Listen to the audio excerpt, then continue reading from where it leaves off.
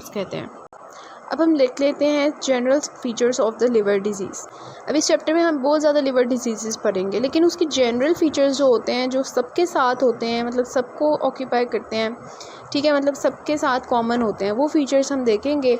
और फिर हम जब हम जो डिजीज़ पढ़ेंगे उनके जो स्पेसिफिक फ़ीचर्स होंगे वो उनके साथ साथ पढ़ेंगे। यहाँ पे हम डिस्कस करने लगे general features, common features to them, ठीक है।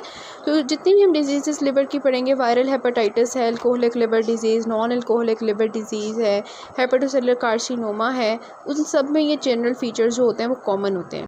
सबसे पहले आ जाता है mechanisms of injury and repair.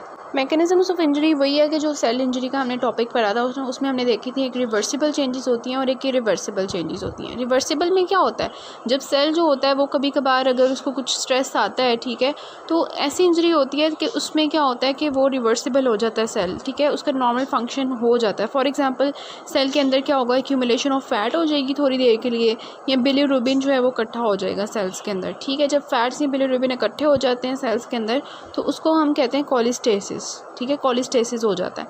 अब ये क्या होती हैं, ये चेंजेस होती हैं रिवर्सिबल चेंजेस, रिवर्सिबल इंजरी होती है। इसमें क्या होता है कि सेल अपने नॉर्मल काम पे वापस आ जाता है जब वो स्ट्रेस रिमूव होता है, ठीक है। लेकिन अगर वो इंजरी जो है वो स्ट्रेस रिमूव नहीं हो रहा तो फिर सेल आपको पता है वो इरिवर्सिबल की तरफ जाता है, ठीक है। या तो वो नेक्रोसिस कर लेता है या वो एपोप्टोसिस कर लेता है, ये तो आपको जनरल पता ही है। अब आपने ये बात याद रखनी है कि नेक्रोसिस किस वक्त होगा और एपोप्टोसिस किस वक्त होगा। नेक्रोसिस कब होता है, जब हमारे पास हाइपोक्सिया या इस्कीमिया हो, ठीक है, ऑक्सीजन सप्लाई जो है वो ख़राब हो जाए लिवर सेल्स की, जब उनको प्रॉपर्ली ऑक्सीजन सप्लाई नहीं मिलेगी तो सेल्स जो होंगे वो नेक्रोसिस की तरफ जाएंगे, ठीक है। लेकिन अगर जो हमारे पास स्ट्रेस आ रहा है सेल्स के ऊपर वो वायरल है या ऑटो इम्यून है या ड्रग रिलेटेड है या टॉक्सिक्स की वजह से और टॉक्सिन्स की वजह से आ रहा है, तो इन केसेस में क्या होता है कि सेल एपोप्टोसिस को प्रेफर करता है, ठीक है। याद रखना है, एमसीक्यू पॉइंट ऑफ व्यू से भी इंपॉर्टेंट हो सकता है कि नेक्रोसिस सेल कब करेगा, जब हाइपोक्सिया होगा या इस्केमिया होगा, ठीक है। और एपोप्टोसिस कब करता है, जब वायरल, ड्रग्स या टॉक्सिन्स की वजह से या ऑटो इम्यून हो, तो तब हमारे पास वो एपोप्टोसिस को प्रेफर करता है। उसके बाद आपके पास एक टेबल है 16.1, इसमें इन्होंने बताया हुआ है कि लैब में हम लिवर डिजीज़ को कैसे एवेलुएट करते हैं, ठीक है। सबसे पहले उन्होंने टेस्ट बताया हुआ है कौन कौन से टेस्ट होते हैं और ब्लड मेजरमेंट हम क्या करते हैं उनमें। हेपेटोसाइट इंटेग्रिटी को फाइंड करने के लिए हम क्या करते हैं कि हेपेटोसाइट जो हैं वो सही हैं या नहीं है, ठीक है, वो नॉर्मली फंक्शन कर रहे हैं या नहीं कर रहे, तो उसके लिए हम जो टेस्ट करवाते हैं ब्लड टेस्ट, ठीक है, उसमें हम AST को मेजर करते हैं, ALT को मेजर करते हैं और LDH को मेजर करते हैं। और आपको इनका नाम पता है कि AST क्या होता है, ये हमारे पास होता है एस्पार्टेट अमाइनो ट्रांसफेरेज, और ALT क्या होता है एलेनिन अमाइनो ट्रांसफेरेज, और LDH क्या होता है लैक्टेट डिहाइड्रोजिनेज, ठीक है। उसके बाद अगर बिलियरी एक्सक्रीशन फंक्शन हमने देखना है कि वो हमारे पास नॉर्मल है या नहीं, ठीक है, उस केस में हम क्या करवाते हैं, ये टेस्ट इंपॉर्टेंट होते हैं, ये आ जाते हैं, ठीक है। तो इसको आपने लाजमी देख लेना है कि अगर हमारे पास बिलियरी एक्सक्रीशन फंक्शन के लिवर जो है वो बाइल नॉर्मली एक्सक्रीट कर रहा है या नहीं कर रहा, उसको देखने के लिए हम सीरम बिलीरुबिन चेक करवाते हैं, ठीक है, कि सीरम में बिलीरुबिन का लेवल कैसा है, ठीक है। हम टोटल अनकॉन्जुगेटेड, ठीक है, वो भी चेक करते हैं कि अनकॉन्जुगेटेड बिलीरुबिन कितना है और कॉन्जुगेटेड बिलीरुबिन कितना है, ठीक है। और जो डायरेक्ट होता है उसमें क्या करते हैं, हम कॉन्जुगेटेड चेक करते हैं जस्ट। इसके अलावा हम यूरिन का भी बिलीरुबिन चेक करते हैं, ठीक है, सीरम का भी करते हैं, यूरिन का भी हमारे पास बिलीरुबिन जो है वो चेक करते हैं। सीरम में हम बाइल एसिड्स को भी चेक करते हैं।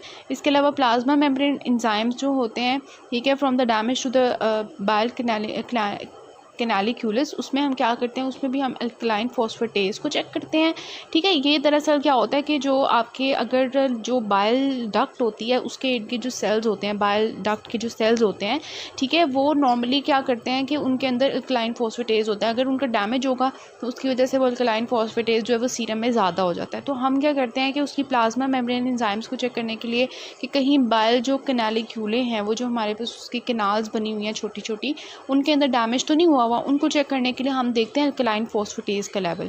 इसके अलावा हम GGT को भी मेजर करते हैं, गामा ग्लूटामाइल ट्रांसपेप्टिडेज जो एंजाइम होता है, ठीक है। हेपेटोसाइट फंक्शन के लिए हम क्या करते हैं, protein secreted in the blood, serum albumin level check करते हैं, ठीक है। और आपको पता है कि हेपेटोसाइट्स जो होते हैं मतलब लिवर जो होता है it is responsible for many functions, जिसमें एक फंक्शन ये भी होता है कि प्रोटीन्स की प्रोडक्शन करता है ये, ठीक है, एल्ब्यूमिन की प्रोडक्शन करता है। तो ऑब्वियसली इसके फंक्शंस को चेक करने के लिए हम देखेंगे कि सीरम का एल्ब्यूमिन कैसा है, प्रोथ्रोम्बिन टाइम कैसा है। आपको पता है ये भी कि कोगुलेशन जो हमारे पास प्रोटीन्स होती हैं वो लिवर स्क्रीट कर रहा होता है, तो ये भी हम प्रोथ्रोम्बिन टाइम भी चेक करते हैं, और आपके पास जो है पार्शियल थ्रोम्बोप्लास्टिन टाइम भी आप चेक करते हैं, ठीक है। मतलब ये है कि coagulation factors normally liver release कर रहे होते हैं ताकि वो जो अगर ब्लीडिंग फॉर एग्जांपल हो जाती है, इंजरी हो जाती है, तो वो ब्लीडिंग के केस में क्या होता है कि जो कोगुलेटिंग फैक्टर्स होते हैं वो आके उस ब्लीडिंग को क्लॉट बना के ख़त्म कर देते हैं, ठीक है। लेकिन अगर लिवर नॉर्मली फंक्शन नहीं कर रहा होगा तो ऑब्वियसली क्या होगा कि वो जो क्लॉट फॉर्मेशन नॉर्मली हो रही थी वो नहीं होगी और उसकी वजह से ब्लीडिंग कंटिन्यू रहेगी, ठीक है। और फिर हमारे पास जो हम चेक करते हैं उसके लिए हम प्रोथ्रोम्बिन टाइम या थ्रोम्बोप्लास्टिन टाइम जो होता है उसको देखते हैं, ठीक है।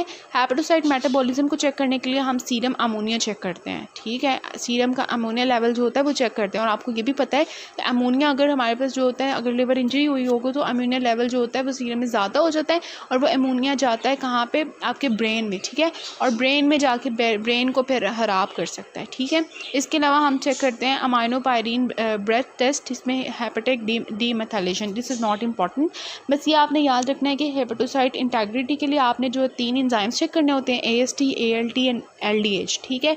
बिलियरी एक्सक्रीशन फंक्शन को चेक करने के लिए आपने क्या करना होता है, आपने जो है बिलीरुबिन का लेवल चेक करना होता है, कॉन्जुगेटेड अनकॉन्जुगेटेड, और यूरिन में भी जो बिलीरुबिन का लेवल होता है वो चेक करना होता है, सीरम के बाइल एसिड्स का लेवल चेक करना होता है, ठीक है। और आपके पास जो एंजाइम्स होते हैं अल्कलाइन फॉस्फेटेज मेनली वो आपने चेक करना होता है। ये 3 चीज़ें आपने याद रखनी है, bilirubin, bile acids, alkaline phosphatase. Bile acids हो गए और बिलीरुबिन अगेन आपके पास सीरम का भी हो गया, यूरिन का भी हो गया, कॉन्जुगेटेड हो गया, अनकॉन्जुगेटेड, ठीक हो गया।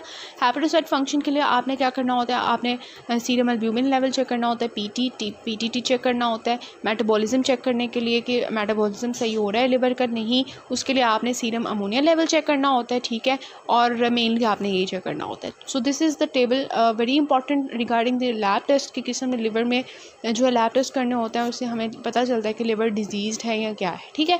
तो वो बताते हैं कि जो हमारे पास होता है हेपेटोसाइट इंजरी जो होती है वो पता भी नहीं होता पेशेंट को कि मुझे इंजरी हुई है नहीं, उसके लिवर जो होता है वो छुप छुप के ख़राब हो रहा होता है, पता नहीं चल रहा होता, लेकिन फिर लैब इन्वेस्टिगेशन जो होती हैं वो हम करवाते हैं, इसी तरह के एंजाइम्स लेवल चेक करवा लेते हैं या बिलीरुबिन वगैरह इस तरह से, तो उससे हमें पता चल जाता है कि लिवर को क्या है, वो सही काम कर रहा है या नहीं काम कर रहा। Then there comes the line that regeneration of the lost hepatocytes takes place primarily by the mitotic replication। आपको ये भी पता है कि जब भी हमारे पास ये बात याद रखनी है, ये दिस इज़ वेरी इंपॉर्टेंट, कि जब भी हेपेटोसाइट इंजरी होगी तो वो जो सेल्स ख़त्म होने की कोशिश करेंगे, मतलब जिन सेल्स को इंजरी होगी, ठीक है, वो हमने कहा कि अगर रिवर्सिबल होगी तो वो सेल वापस आ जाएगा अपनी पोजीशन पे, फैट एक्यूमुलेशन के बाद उसकी प्रॉपर वो वापस आ जाएगा, ठीक है। लेकिन अगर इरिवर्सिबल इंजरी होती है तो उस केस में क्या होता है कि वहाँ पे नेक्रोसिस या एपोप्टोसिस स्टार्ट हो जाती है। अब जिन हेपेटोसाइट्स की नेक्रोसिस या एपोप्टोसिस होगी, ठीक है, उसको कंपनसेट करने के लिए उनके जो इर्द गिर्द वाले सेल्स होंगे हेपेटोसाइट्स, वो कहेंगे कि हमारे साथी जो है वो मरते जा रहे हैं,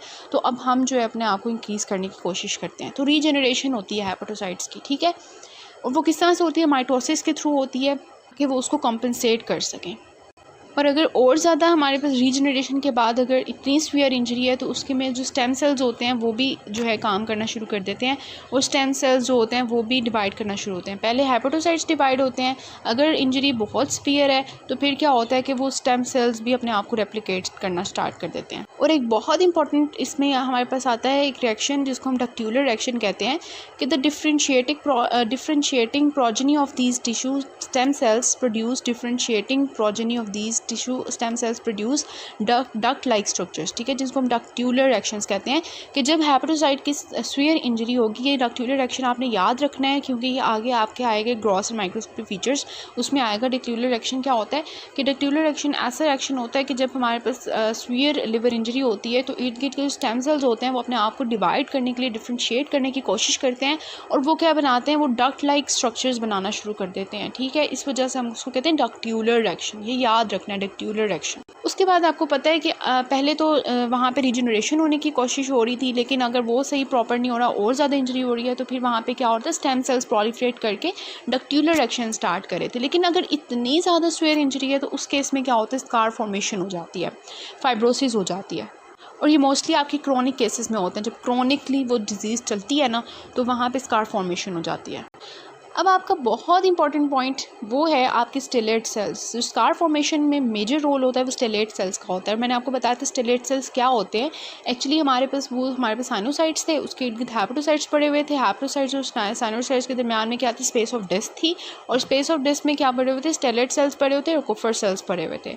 अब ये जो स्टेलेट सेल्स होते हैं ये एक्चुअली रिस्पॉन्सिबल होते हैं फॉर द स्कार फॉर्मेशन। ठीक है, इधर हमारे पास लाइन लिखी हो कि स्टेलेट सेल्स में become activated and convert in the highly fibrogenic myofibroblast which produce fibrous scar. ये बात याद रखनी है कि जब भी स्टेलेट सेल्स को तंग किया जाएगा, कोई भी लिवर इंजरी होगी, उसकी वजह से स्टेलेट सेल्स जो होते हैं वो तंग हो जाते हैं। वो कहते हैं क्या हो रहा है मेरे साथ। ठीक है, तो जब उसको डिस्टर्ब किया जाता है तो स्टेलेट सेल्स जो होते हैं वो मायोफाइब्रोब्लास्ट बनाना शुरू कर देते हैं। और मायोफाइब्रोब्लास्ट आपको पता है कि that is actually responsible for the contraction and the formation of fibroblast and the formation of fibrous scar.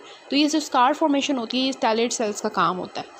और अल्टीमेटली क्या होता है, जब ये बहुत ज़्यादा स्कार फॉर्मेशन करना शुरू कर देते हैं स्टेलेट सेल्स, ठीक है, अल्टीमेटली क्या होता है कि एंड स्टेज लिवर डिजीज़ हो जाती है। एक ऐसी स्टेज होती है एंड स्टेज लिवर डिजीज़ कि इसके आगे जो है वो कैंसर ही होता है। ठीक है, सिरोसिस जो होता है, सिरोसिस कहते हैं इसको, सिरोसिस ऑफ लिवर क्या होता है, it is the end stage liver disease. ठीक है, कि सबसे पहले मैंने आपको बताया कि क्या था पैटर्न, कि सबसे पहले क्या हो रहा था, रिवर्सिबल इंजरी थी, उसमें सेल अपनी नॉर्मल पोजिशन में वापस आ गया। लेकिन अगर इरिवर्सिबल इंजरी होती है तो सेल एपोप्टोसिस या नेक्रोसिस हो जाता है। ठीक है, और उस केस में क्या होता है, जो रिमेनिंग हेपेटोसाइट्स होते हैं वो रीजनरेट करने की कोशिश करते हैं अपने आप को। ठीक है, और बाकी अगर बहुत ज़्यादा सीवियर इंजरी होती है तो स्टेम सेल्स भी अपने आप को प्रोलिफरेट करने की कोशिश करते हैं, वहाँ पर डिक्टुलर रिएक्शन स्टार्ट कर देते हैं।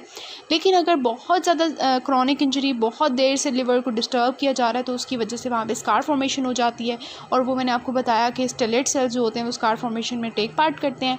ठीक है, और ये हमारे पास सारा पैटर्न था। और जब हमारे पास क्या होता है कि लिवर को कॉन्स्टेंटली तंग किया जा रहा है, कॉन्स्टेंटली स्टेलेट सेल्स एक्टिवेट होते जा रहे हैं, तो उसकी वजह से क्या होता है, ultimately and stage liver disease होती है, एंड हो जाता है लिवर। ठीक है, एक ऐसी स्टेज है जहाँ पे लिवर का फंक्शन, लिवर का सब कुछ स्ट्रक्चर, आर्किटेक्चर ख़त्म हो जाता है। इसको हम कहते हैं सिरोसिस।